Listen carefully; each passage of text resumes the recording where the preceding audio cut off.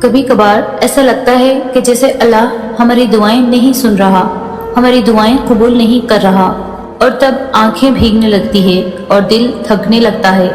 اللہ تو ہمیشہ اپنے بندے کے ساتھ ہے، پھر تم کیوں مایوس ہو جاتے ہو؟ اللہ کا وعدہ ہے کہ عنقریب تمہیں اتنا دیا جائے گا کہ تم خوش ہو جاؤ گے۔ اب تمہیں وہ سب ملنے والا ہے جس کے لیے تم بے چین ہو رہے ہو، رو رہے ہو۔ جب حالات بس سے بھی بدتر ہوتے چلے جاتے ہیں تب معجزے ہوتے ہیں اور دعاؤں کے جواب دے کر دل مطمئن کر دیے جاتے ہیں۔ جیسے کہ اللہ قرآن میں فرماتا ہے، مانگو مجھ سے کہ میں تمہیں عطا کروں گا۔ اللہ تمہیں اتنا دے گا کہ تم خوش ہو جاؤ گے، اور پھر تمہیں کبھی اس چیز کی طلب غمزدہ نہیں کرے گی جس کے لیے تم پریشان ہو، تکلیف میں ہو۔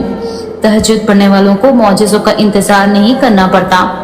جب اللہ نے تمہاری زندگی کو حیرت انگیز موڑ دینا ہوتا ہے تب وہ تمہیں تہجد تک لے آتا ہے۔ جب اللہ نے تمہیں تمہاری پسندیدہ چیز سے نوازنا ہوتا ہے نا، پھر وہ تمہیں اپنی عبادت کے ذریعے مانگنے کی توفیق دیتا ہے۔ تہجد کا صلہ صرف اور صرف کن ہے۔ تہجد کی طاقتوں کے سامنے کوئی بھی چیز نہیں ٹک سکتی، تمہارا مقدر بھی نہیں۔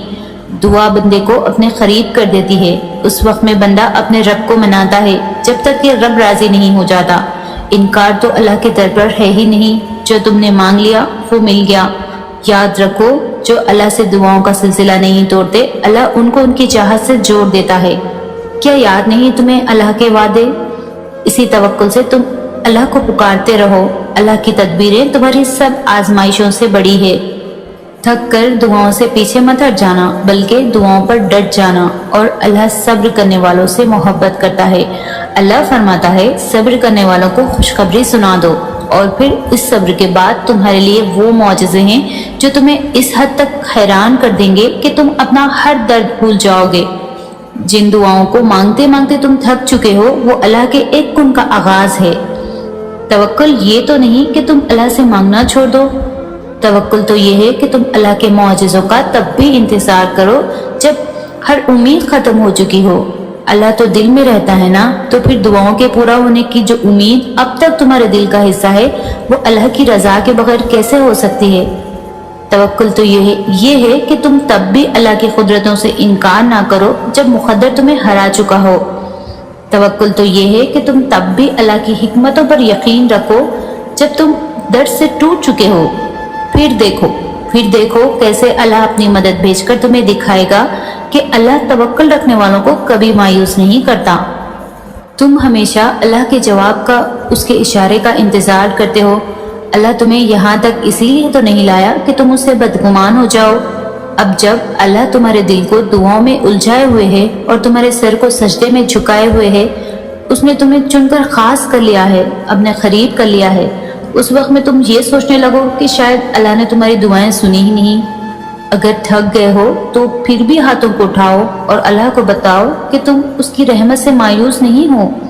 اللہ پاک قرآن پاک میں فرماتا ہے، جو جلد بازی نہیں کرتے، اللہ نے ان سے وعدہ کر رکھا ہے کہ صبر کرنے والوں کو ان کا اجر بے حساب دیا جائے گا۔ تم اس کی آزمائشوں پر پورا اترو، اللہ اپنا وعدہ ضرور پورا کرے گا۔ تمہارے یقین کا امتحان ہمیشہ تمہارے ڈر سے شروع ہوتا ہے۔ اللہ تمہیں تمہارے خوف سے آزماتا ہے۔ یقین کی ساری راہیں بند کر کے اللہ دیکھتا ہے کہ کتنا یقین رکھتے ہو۔ وہ ہر اس چیز سے تمہاری آزمائش کرتا ہے جس کو کھونے سے تم ڈرتے ہو۔ پھر اللہ بھی تمہیں عطا کرنے کے لیے وہ دروازے کھولتا ہے جن کا تمہارے نزدیک کوئی وجود ہی نہیں ہوتا۔